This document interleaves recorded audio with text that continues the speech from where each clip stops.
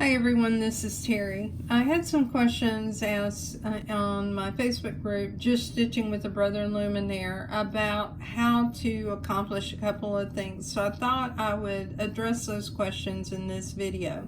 Today is July 22nd, 2019, and the Facebook group Just Stitching with a Brother Luminaire has been active for 4 months. Our group has grown exponentially. We are now almost 850 members, which isn't too shabby for 4 months. The nice thing about a group like this is you can work with other people to resolve your problem. You don't have to just ask me questions. You can ask other people who may know the answer better than I do.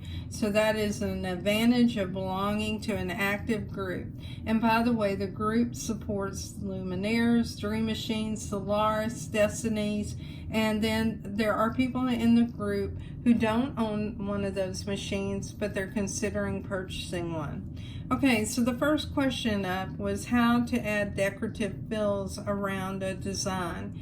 One of the things I'm going to do is I'm going to go out and just select the frame size as a visual reference of the 9.5 by 9.5 frame. Now I am going to remove the grid because I think that gets in the way for you more than me. And then what I'm going to show you is a couple of methods of doing this. I do not have the embroidery arm on my machine, and you can see that right now, and that shows you an interesting fact, and that is that you can design both in embroidery and my design center without it, which I like, because there's times that I want to use a quilt table, or I want to use my machine for sewing, or use the free arm. So the first thing I'm going to do is show you how to just create a background fill with a stipple. Now you can specify how far you want this fill to be from your design, and you can select also the hoop size. You notice right now it's defaulting to the last thing I selected, which was to have the echo quilting. Now I do want to select the 9.5 by 9.5 hoop, and you can go forward or backwards, but what you have to do is wait a moment while it goes and it digitizes these designs. You'll hear an audible sound like a click click, and we will let it go through this process for a moment. And so you'll find as you get used to this that sometimes it's faster to go to the left versus the right if you know your hoop size. Now what it's showing you though is all the hoops that you can put this design in if you owned them. You can adjust the distance from the design, which you see here, and you can also adjust the spacing. So if you really wanted to have fewer echoes in this design, you can do that. And once you have selected this and you like it, choose OK, and you're ready to start quilting. Now I'm going to undo, and I'll show you the other option. So we'll go back to that menu. We'll select stippling this time. And then just like before, we're going to select the 9.5 by 9.5 hoop. And let me cycle through the hoop sizes. This will show you all the different hoop sizes that you can purchase if you want, that may not have come with your machine, that make your embroidery projects easier for you. It's always to your advantage to use the smallest hoop you can for the job. Alright, so let's go ahead and continue, and you can change the distance around the design and the spacing. So I'll make the spacing fairly large so you can see that this really looks like something that I did free motion. And one of the things about it, our machines do a very nice job of coming up with a stippling stitch. Now I'll choose undo. The third method you can choose is you can create a stamp. When you create a stamp, this is basically a boundary, and you're telling the machine, I want to create this area around my design that I don't want any decorative fill in. So I made it larger.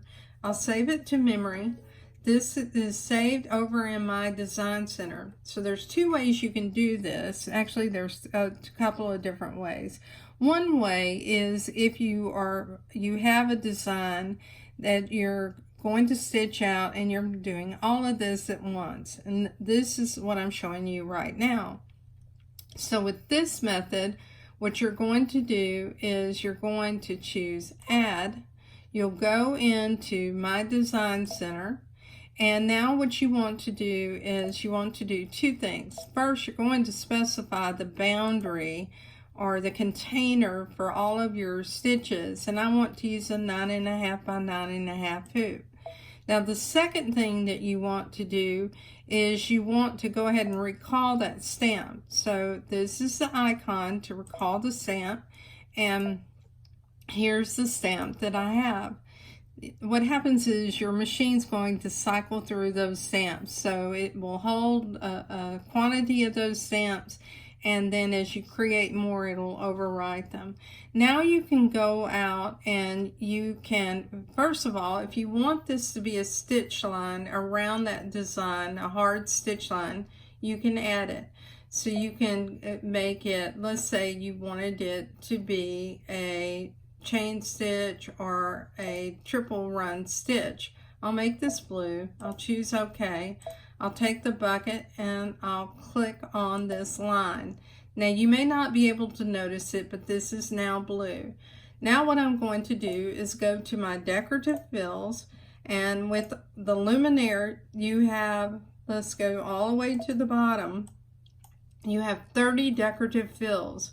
So let's say that what I want to use is this pattern here, number 22, and I'll choose a lighter blue for that. I'll choose OK. I'll take the bucket and I'll click in the inside. So you see how it created this container around it. Now again, if you want a hard sewn line on the outside of that design to use as a cutting line, what you want to do is you want to take the bucket and click on that external line as well, so that you have that hard line. Another option though is, and we will undo, is to add the outline stitch around a design. So I'll show you two ways to do this. So I'll undo, and I'll undo one more time so that I remove the stitch on this line. I will take the bucket though. I already have a stitch selected, and I'll fill it in here. Now what we're going to do is go to next. And next we have that decorative fill. You can increase this all the way up to 200%, which is very nice. And at 200%, you can go in and you can adjust the design if you want to have the outline on or off. Now what I want to do is I want to make this larger so you can see right now the outline is on, so it is forming this outline around that stamp. If I turn this off, I want you to see what happens. Now when you turn that off, people have asked, well, what happens? Well, now you don't have a defined outline. There are times that you want it on and times that you want it off. I'm going to turn it back on again. So the other thing that I want to show you is you can take the hand and you can move down, and you can see that it is stitching that line all the way around the outside of this. Just take the hand again and you can move it back, or you can go to 100%, and it's back in the center of your screen. You do want to save to memory, because when you save to memory, and that can be on your USB, or you can save it to memory. Let's go back to memory. You can save it to the USB, or you can save it to an SD card. I normally save mine to my machine, but you have to go back and erase them one at a time on the machine side, and I have quite a few out there, and it does eat away some of the hard drive space for the memory. I do have videos telling you all about the memory on the machine. You can watch those. We'll choose set and choose OK. Now you see what this design is going to look like if you create it this way. Now the other way that you can do it, and I'll show you that as well. We'll just go to Home.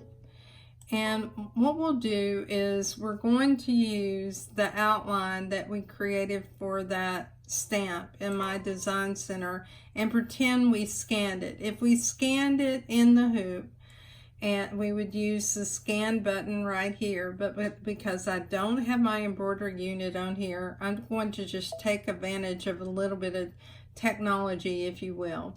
Let's say I scanned it in the hoop and I have that design right now. Pretend this is a picture here. I can either use the pencil tool to draw a defined border around it, or I can select my decorative fill, and let's just choose a color, and we'll choose a dark color, and I'll just choose stippling for this example. And I can take the paintbrush and I can go around a design with a paintbrush to create that container around this design. Now I also do want to make sure that I've selected the container for the outside container of the design. Now I can take the bucket and fill it in, and there's a fast way for creating that fill. All right, we're going to answer a few more questions, and I'm sure that you've probably heard enough quick tips tonight. So let's choose all clear. And actually, let's go back to embroidery. I had a question about this design, and this is actually an applique. You see where it says applique material. Now, if you owned a Scan and Cut DX225, it will read this and read the cut lines from the PHX file. If you don't, let's say you have an older machine like me that won't read a PHX file, or you own the DX125, that will not read the PHC files from the Dream Machine or Destiny, nor will it read a PES file. So what do? Well, there's a couple of things. If you own PE Design 11, one of the things that you can do is bring this into PE Design 11. Now, the person that asked the question already knows that PE Design 11, when it tries to create, let's go to embroidery so I can show you. When it tries to create this design right here, it's too large. The thing you can do in PE Design 11, is, because this is a stitch file, you can create a bounding box around this portion going into the stitch menu. And what you want to do is you want to cut this section away. Now, what you want to do is you want to create a cut line or disconnect this from the other stitch so that you can select it. But what I would do if I did that is I would, let me zoom in so we can see it up close. I would want to keep this little piece on here and keep it intact for registration purposes, because you want to be able to line everything up. Or alternatively, when you stitch this out, this becomes a placement line, and you can take your pieces that you cut out on your Scan and Cut and just place them down. Now, a member of our Facebook group mentioned another point, and that is what you could do is stitch out this stitch with black thread, and do that on some either cutaway stabilizer that is not the poly mesh, or you can use a tearaway stabilizer, and then you can scan that into your Scan and Cut. You may have to take a Sharpie or something to go along the outlines so that it will read all the outlines, but I think that's a great suggestion as well. The other option is you can do the old-timey method where you're basically tacking down your fabric and using your scissors and cutting around it and creating a conventional applique. So let's go ahead and return from this. and we'll delete it, and we'll cover another topic that's been asked several times. That topic has to do with basting stitches. So let's find a smaller design. Let's choose the little bicycle, which I love. And what we're going to do is we're going to, first of all, go into our settings. And the reason we're going to do this, you'll want to do this at the beginning. Your default value is going to be 0.20 if you're in inches, or 5 millimeters away from your design. And if you decide you want it to be closer to the design or you want it to be farther, you have quite a bit of latitude here, as you can see. So we'll go ahead and choose OK. Now let's go to embroidery. In embroidery, you want to go to layout, select the basting box, and you now see it. If you go down here to the plus minus, what you'll notice is this basting box is the first stitch now in your stitch playout. I'm Terry Maffitt, and it's my pleasure to help you. If you have questions, please join us in Facebook and with Just Stitching with a Brother Luminaire, or ask your question directly in YouTube. Thank you, everyone, and have a great day.